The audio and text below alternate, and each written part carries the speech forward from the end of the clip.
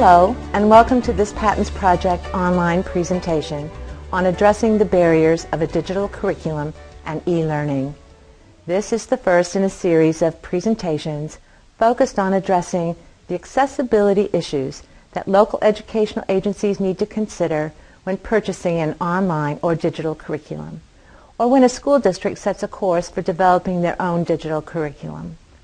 Next week, the Patinsproject will bring you an interview with key personnel from the Bartholomew County School Corporation who will discuss their approach to universally designing curriculum inclusive of digital and online educational materials. The following week, we will bring you a series of instructional presentations by Jeff Bond, the Patins Central Regional Site Coordinator, on solutions for making your traditional or your digital curriculum accessible for students with disabilities. We also invite you to join us in an open forum discussion on the issues during the month of February. This forum discussion will occur in the Accessible Instructional Materials community on the Indiana Learning Connection website and will be moderated by Daniel McNulty, the Patins Northeast Regional Site Coordinator. So remember in February to go to the Patinsproject website for more information, web links, and embedded video. So now let's get back to today's presentation. Digital or e-learning opportunities offer many potential accessibility benefits for disabled learners. Resources in digital form are more flexible, adaptable, and personable than almost any other medium. Nonetheless, digital resources, like any other resource, are not universally accessible, and it is important for those involved in the purchasing or the development of digital curriculum to be able to minimize the barriers and maximize the benefits. A digital curriculum can provide added value to traditional learning of the classroom. The inherent flexibility and creativity of digital curriculum provides many opportunities to make learning more accessible to a wide range of students. But be reminded, no learning format is equally accessible to all learners. To further explain the benefits and barriers inherent in a digital curriculum and e-resources, we are going to hear from two of the country's leading experts on creating accessible instructional materials and curricula for the classroom. Dr. Joy Zabala is the Director of Technical Assistance with CAST, the Center for Applied Special Technologies, and the National Accessible Instructional Materials Center. Joining Dr. Zabala in the discussion will be Skip Stahl, Senior Policy Analyst and the Project Director for CAST and the NIMUS Technical Development Center. So come along now and let's hear from our two distinguished guests as they guide us through the careful accessibility considerations that must be made when including e-learning into the curriculum. Part one, we're going to talk about accessibility issues for users of digital curricula in the classroom. So to begin with, let's talk for a minute about using an online curriculum. What does any user of an online digital curriculum need to be able to do as independently as possible? Well, first, I think it would be good to talk a little bit, or to sort of set the context that there are two issues that we need to think about, both the content of the online curriculum and also the delivery system that's being used for the online curriculum. So if we think of those, even though they work together, if we think of them separately, it helps us make sure that we're thinking about accessibility all the way around and some of the issues related to that. Well, and especially since barriers can occur at either place. Correct. Yeah. So some of the things when we think about what everyone needs to be able to do is everyone needs to be able to perceive the content. And that's typically done by seeing or hearing in an online curriculum. Everyone needs to be able to engage with the content and to process the content. They also have to be able to navigate through the content. Typically, again, that is done by a keyboard or a mouse or sometimes with touch. And then they have to be able to respond to the content, which could be done either within the online curriculum system or it could be done externally. Skip, did you want to add anything else? No, I think you're doing fine. Okay. So what barriers might the diverse range of potential users encounter with online digital curricula? Why don't you take the first couple? Sure. So initially sensory barriers. Some students may not be able to see or actually hear what's being presented to them. And for those of us who have vision or hearing, it's something we often don't think of because we take it for granted. And so if we're presented with information in a visual manner or auditory manner, we simply assume that everybody's going to be able to get the same thing in the same way, when the reality is that's not the case. Similarly, physical barriers. Some students may not be able to move easily, either large motor control or small motor control. They may not be able to use a keyboard or a mouse. So in some of those circumstances, there need to be alternatives to that type of navigation or input device in order to address the needs of those students.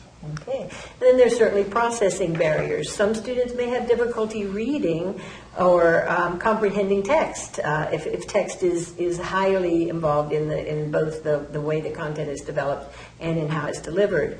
That some students may have difficulty processing some types of information easily or processing it at all.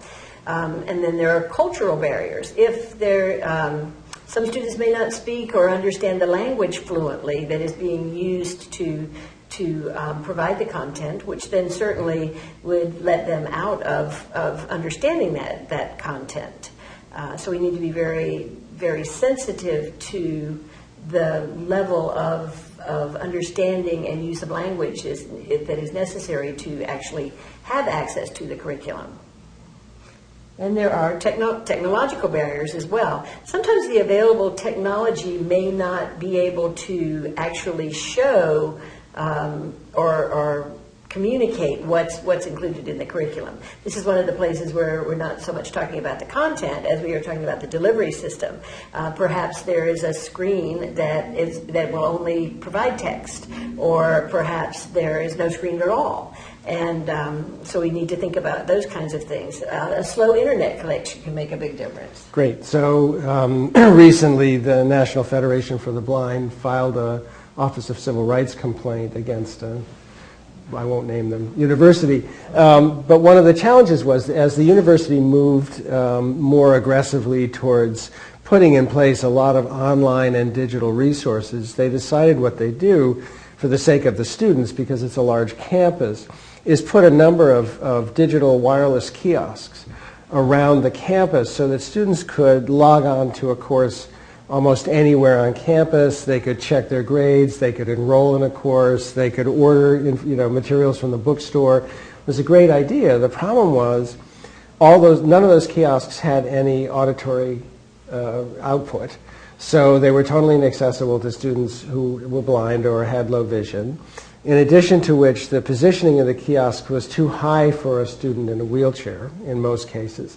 So while you think about implementing digital access to digital content, and they're talking about the delivery system as well as the content itself, we often don't think, when we try and envision putting something in place that we view as a facility for the largest number of students, we don't often think of in what ways is this going to be a barrier for a subset of students for whom you're essentially denying access to the content you most want them to have access to. So those are really important things to think about. Indeed. And then there are also barriers to engagement. If the material itself, the content, is so challenging that it's threatening to a student, and a student doesn't have a sense of being able to actually engage with that content, or if it's not challenging enough for some students, they may see difficulty seeing the relevance or the application, and that's, again, going to lessen their engagement or involvement with that particular curriculum. So basically, to summarize, there may be sensory barriers. There may be physical barriers. There may be processing or cultural barriers that we need to think about. There are also technological barriers and potentially barriers to engagement. So when we think about going digital, which sounds really exciting, as Skip said from the example that he gave, the idea of making everything available to everybody everywhere sounds like such a good idea that if we attempt to do that without thinking about all of those barriers and how to hopefully address them before we actually roll out what we're doing, we may end up doing an awful lot of retrofitting later, sometimes retrofitting that is either inelegant or not sufficient.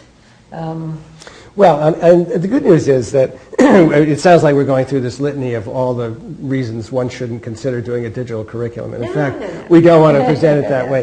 The reality is that each of these barriers can be overcome through some degree of careful planning, the use of some guidelines, the use of some checklists. There are things out there as resources that are really important, and to be able to take advantage of those and think about this in a detailed and kind of methodological way, that you really want to make sure you don't end up dealing with unintended consequences once something's been installed or in the process of delivery. You don't want to be in a position of sitting back and go, oh, we didn't think of this, and now this content is not going to work in any circumstance for this set of students.